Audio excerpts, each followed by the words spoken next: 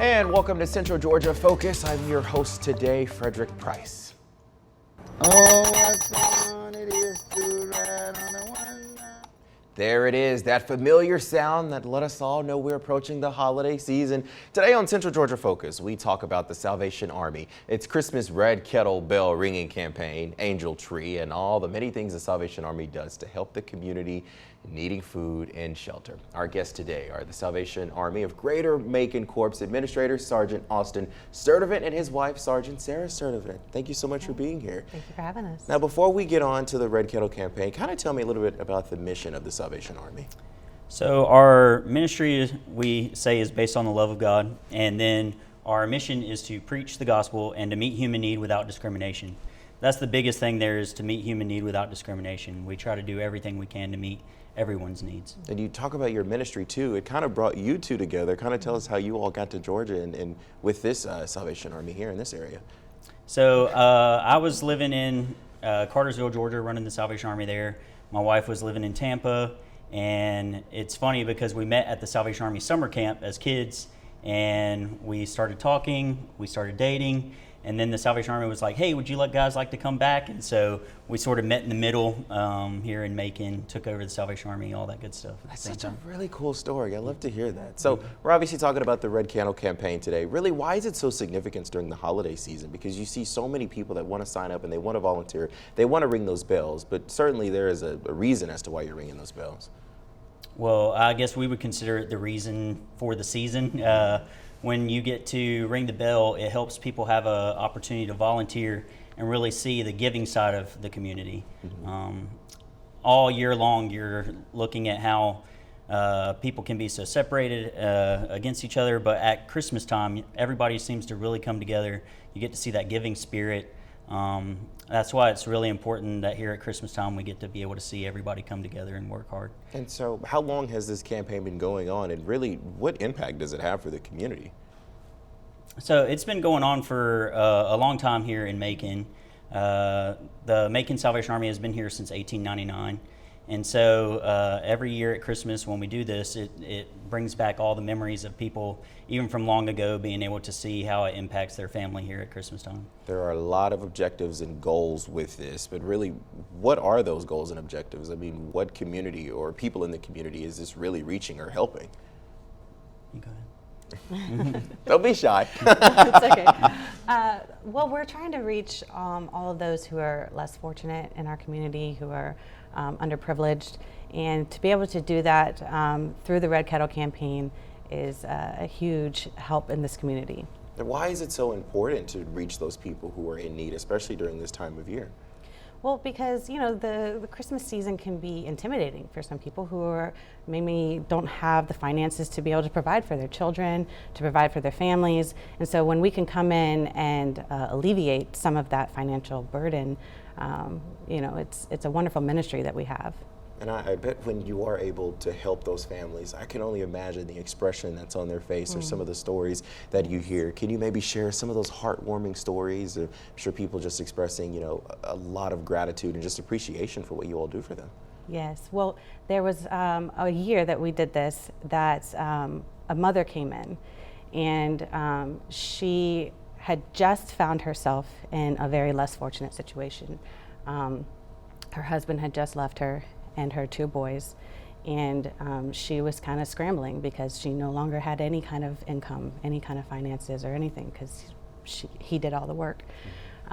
So she came to us seeking a Thanksgiving food bag, but we were able to provide her with angel tree gifts as well for her children, so she wasn't even expecting that. She had told her children that for Thanksgiving that year they were going to have hot dogs and chips, and so we were able to provide them with a turkey and all the fixings and things like that. So we were able to bless her in a way that she had no idea and was not expecting. And that's why we're here. That's what we do. We're here to put a smile on someone's face, to take a little bit of a burden off their shoulders, And to be able to do this for this woman in particular was just a blessing for us. We were able to get something out of it too, and we weren't even expecting that. So I was going to say, I'm sure you have hundreds of other stories that are similar to that one. And when you're able to provide these things, just what goes through your mind? What goes through your heart to see a smile on somebody's face? it's so warming. It's amazing to take somebody from a place of stress and worry and just see that sense of calm come over them, because they no longer have to worry that their children are going to wake up on Christmas morning and not have something, because now they will. Mm-hmm. And to be able to just be a part of that joy, in a sense, is wonderful. I know we're talking about kettles, but on Angel Tree, when we get to distribute the gifts to the children, mm-hmm. to their families, it's hard to explain the joy that you see on these parents' faces when they walk away from our facility with these bags of gifts for their children and clothing and stockings. They are excited for a holiday that they probably weren't so excited about in the first place, because they didn't know where the gifts were going to come from or where the joy was going to come from, and we were able to help provide that year for them. The Red Kettle Campaign obviously is big around this time of year. You have so many people, and you and I even talked about this, because I volunteered before, mm-hmm. that are just so giving around this time. Mm-hmm. But just talk about really the need for the volunteers and how people can get involved with that too. Mm-hmm. So when you think about the need for volunteers, we obviously do some seasonal hiring during this time as well, because it gives people an opportunity to get some money for their Christmas season as well, get a little extra cash or needed income. But the more we can use volunteers, the more that the funding is able to go directly back into our programming here locally. 86 cents out of every dollar that gets put into that bucket goes directly back into services here in Macon, Georgia. And so it goes to our services year round. So this goes to help feed and clothe and house people year round at the Salvation Army. Mm-hmm. This goes towards helping send kids to summer camp during the summer. This goes towards feeding those who just come in off the street just to simply get a hot meal. Mm-hmm. The money that is raised in those buckets goes to everything that we do year round. Wow, that's amazing. So really, in what ways has the campaign adapted to the changing times and technology, such as digital payment and donations that, like I just mentioned, people can do digitally, because this is an ever-changing world that mm-hmm. we're in? So the Salvation Army has tried to keep up with the times. Salvation Army can be a little archaic sometimes, but we have started using QR codes. We've started using websites. If you go to salvationarmymacon.org, you can go do our virtual kettle right there on our website.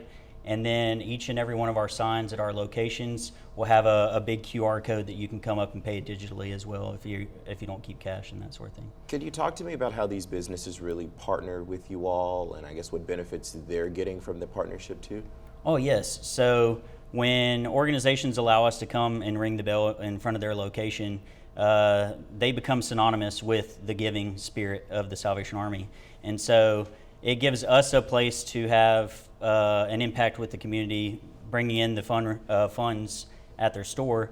But then at the same time, it gives them an opportunity to have, I guess you would consider it free advertising for them to be able to have that connection with the Salvation Army. Yeah. Mm-hmm. How can those businesses get involved? If an organization wants to have an angel tree at their location to be able to have people come and adopt angels, they can do that.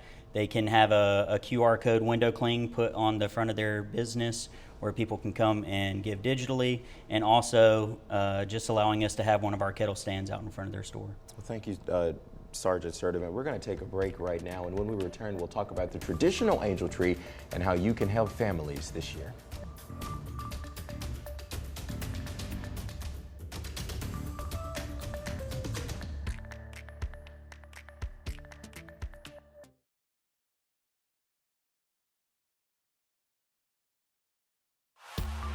Welcome back to Central Georgia Focus. We're talking about the Salvation Army of Greater Macon Corps, and joined by Sergeant Austin Sertivan and his wife, Sergeant Sarah Sertivan. Thank you all for being here again. So really, can you kind of provide an overview of Angel Tree and really just the impacts of the community that it has, the importance of it?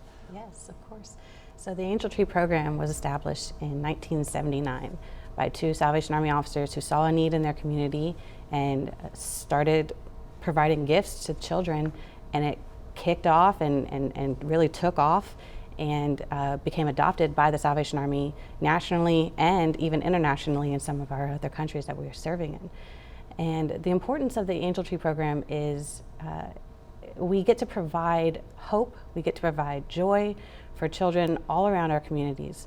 You know, we have families among us that don't have the benefit of others where they are financially well off necessarily, or have come into difficult times, you know, with the way things have been lately, that has been on the rise. And we're seeing much more need than ever. And we're able to provide a little bit of a relief for these families, and to know that they don't necessarily have to provide all of Christmas for their children. They can get a little bit of help from us, and see that joy on their children's faces on Christmas morning when they open up those gifts. I know it's usually just a big smile whenever kids can, you know, open up those gifts. Can you talk also about how long Angel Tree has been running, and really the, well, you talked about the importance, but yeah, just I'm curious, how long has it been running? It's been running since 1979, so about a little over 4 decades, and we've just been working hard to provide that joy for the children in our communities. It's very important because it allows us to serve them in a much needed way. Primary goals and objectives with Angel Tree, could you talk about that too? Yes, so the goal is to collect these toys and these clothing for the children, to distribute them to the families so that they can have those for their children on Christmas morning, and to just spread that joy and that light into their homes. It also gives us the opportunity to not only provide them a tangible gift, but also to minister to them. Because that's what we're all about. Right. You know, we have a ministry that we're doing, and the ministry of being able to provide for these children is huge. But also, we get to touch the hearts of their parents, and to speak life into them, to speak Jesus into them. So that's really the biggest part of the objective of Angel Tree, is to touch their lives spiritually. I was going to say, it seems like essentially that's what you all are doing, is touching those people spiritually, and then, you know, they have something under the Christmas tree, and they have something for their kids too. And as I mentioned, and you've been talking all along, it's just really when you see that smile and you hear those heartwarming stories from people, it just really pulls your heartstrings, I imagine. It does. So there are a lot of people out there that, you know, want to volunteer. There are some people that, you know, want to donate. Even businesses want to donate too. How can people really get involved with this? If they're watching this now and they say, I have got to help those families in need, how can they do that?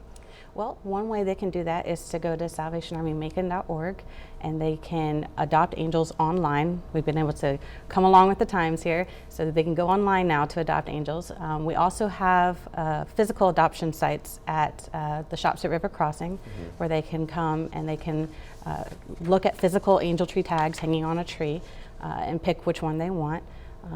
And they can also come to our Salvation Army office on Broadway, where they can do the same thing, and they can pick out an Angel Tree tag. And we also have corporations that partner with us, and they will request large amounts of angels, anywhere from 50 to 100 to 150, and they will give those out to their employees, and they'll all work together to fill those angels. And it's wonderful to see the community coming together. Oh, yeah. You know, from an individual to a large corporation, they're all coming together to adopt these angels and make sure that these children have Christmas. Could you also discuss how the specific programs and services that the Angel Tree campaign supports, and really how they benefit families and children in need during the holiday season, like what we're approaching right now? Well, I was going to say, we always want to get those flashy gifts, the toys that have the lights and the things like that. But one of the most important things we do when we do the registration is we make sure that we are getting their needs as well. We get the clothing sizes for each child. That means shirt, shoes, jacket, socks, underwear. We try to put some of the specific things that they need, blankets, bedding, that sort of thing, because we want this to be a holistic thing where we can give to them.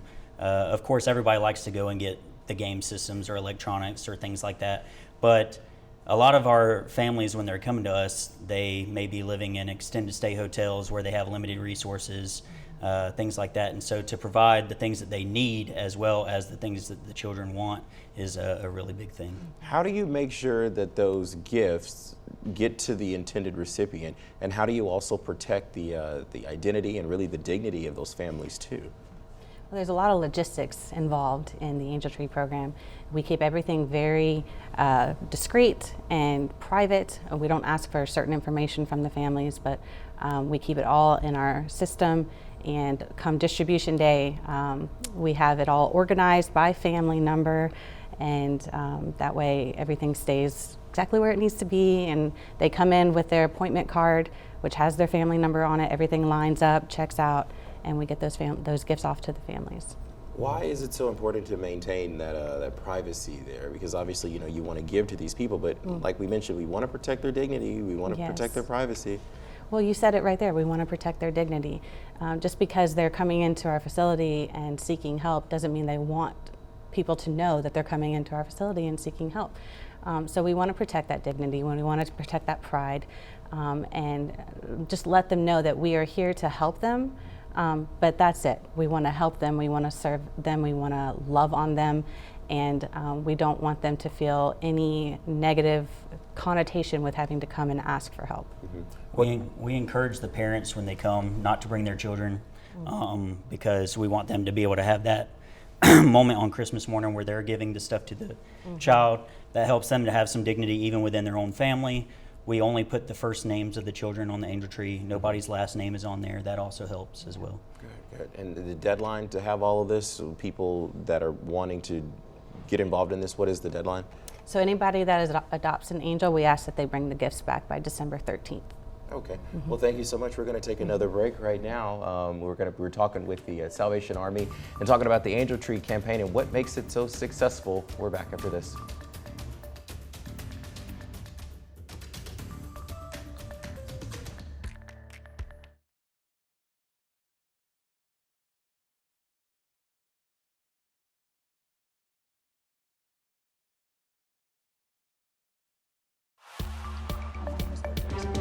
Welcome back and thank you for staying with us. We're talking about the Salvation Army of Greater Macon. This organization offers services all year round. So I want to begin with the hiring process of this because to my knowledge, is this something new? The bell ringers are hired this year, or is this something that you all have been doing for quite some time? So this is something that we've done in the past, but it wasn't as advertised. We are really making sure that we let people know this year that we are hiring seasonal employment. This allows people who maybe don't have the extra income to provide for their family, but they didn't necessarily want to sign up for Angel Tree. This gives them an opportunity to get some extra income at Christmas time while also making an impact for their community. And we have some information on our screen about that for anybody that's watching this, but really talk about the importance of hiring these bell ringers this year as opposed to just, allowing them to do volunteer work. So we obviously want to make the largest impact that we can for our community, and the best way to do that is to fill as many of the locations as we possibly can. And so if we get a big push with volunteers to be able to come and help, that is great, but also, as I said, we want to be able to provide an opportunity for people to have some income to provide for their own families at Christmas time as well.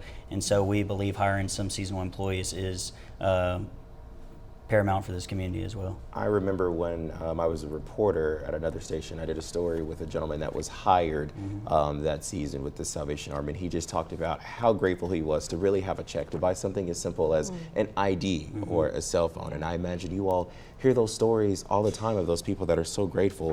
Can you also talk about the emergency shelter services too? Oh, yes, sir. So we provide emergency sheltering during wintertime for those during cold weather opportunities where it gets below freezing. We allow up to 20 to 30 men to be able to come in and stay overnight. These are not the people who would normally be at our shelter for program services. They just come during the cold winter months, and that's for times when it's below freezing. Yes, sir. The Salvation Army also helped with the response with Hurricane Idalia, correct? Oh, yes, sir. Can you talk about what you all did? Because, we reported on it and you all saw firsthand just the amount of people that really needed help after that devastating hurricane. Yeah, so I actually went down to Valdosta, Georgia with a team from the Salvation Army of Georgia, and we went down there with several mobile feeding units. We call them canteens, and we fed over 25,000 meals in an 8-day period. Just being there to help provide prayer, listen to people after the storm, and to provide meals was very important. We have some images on our screen right now of the response from the Salvation Army. Can you talk about some of the stories that you heard from some of those people, whether it was you or the team that was out there really just helping those people? So a crazy story that I like to share with people is we got a call one day from our Emergency Management Association there in Valdosta, and it was a call directly from Senator Warnock's office. And he said that they had been getting a call about an older lady that lived in Lake Park, Georgia, which is right on the Florida-Georgia line. And they said she has not been able to get out of her neighborhood for 4.5 days. We would like some food to be taken down there. And so we sent a van down there with 12 or 13 meals for her and her family. And when she got there, she said, "I never called anyone. My daughter said she didn't call anyone, but somehow somebody knew that lady needed the food and got it to Senator Warnock's office, and she hadn't left her home in 4.5 days. She was 82 years old, and when we brought that food for her family, they said it was a miracle because they hadn't called anyone or told anyone, but somehow someone told us to go down there and give them that food. Yeah. Such a remarkable story. And so this year, the virtual Red Kettle campaign, can you talk more about that and really just how things are changing with how people can give these days? Yeah, so we have our virtual Red Kettle program, which is also done through the Salvation Army Macon.org, and that's where you can go and put a team together. What we've done in the last couple years is whoever raises the most money virtually through the Salvation Army, they get to win a kettle. It's a trophy with a kettle on the top. And last year, the Georgia Realty team was able to win, and so they're the team to beat this year. That's who everybody's going after. And if you put a team together and you raise the money, you could steal the trophy from them this year. Yeah. I know a lot of people are going to be going for that trophy. I want to go back to the Angel Tree. What are some challenges that you all have perhaps faced? Okay. Well, we always need help. We always need volunteers to help sort the warehouse, sort the toys and the gifts that come in, and getting people in to register as well. We've held 8 registration days, 2 of which were in the evening to accommodate those who work during the day. And I'm not seeing the response I thought I would, believe it or not. And we held all these registration days in person. So getting people to register, getting people to come in and volunteer, that's some of the difficulties and the struggles that we're seeing this time around. So, what are some of the things that you all are doing to try to attract those volunteers and those people to come and give their time to help the people who really need it? Well, we haven't advertised volunteering yet because we're just still trying to wrap up registration. But as far as advertising for registration, we've been putting it on our Facebook page multiple days, getting that out there, getting it out to the community, word of mouth as well. We've also had our residents, our families that are staying in our shelter right now. We've had them register. We're doing what we can to get them in. The difference this year is we did not hold registration online. We held that in person because it is more convenient, I would say, to do it online. But you lose that interaction, and I think that's very important as part of being able to do that ministry with the folks that we're serving. And so we wanted to do it in person this year, and to be able to have that face-to-face interaction with them, to have that conversation. I had some lovely conversations with the mothers and the fathers that came in to register their children. Some grandparents came in, and you don't get that when you're doing it online. So we wanted to make that change this year, and making sure that people know that we are doing it in person, I think is vital, so that everybody is aware and can participate. That certainly is vital. I do appreciate you two for coming on and talking about this very important campaign that you do every year, and I really do hope that people see it and get to volunteering because 'tis the season for it. That is Central Georgia Focus. We'll see you next time. Thanks for joining us.